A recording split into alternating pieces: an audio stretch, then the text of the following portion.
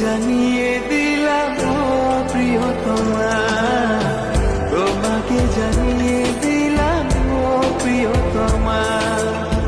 যত কথা রাখা ছিল এই বুকে জমা, যত কথা রাখা ছিল এই বুকে জমা, তোমাকে জানিয়ে দিলাম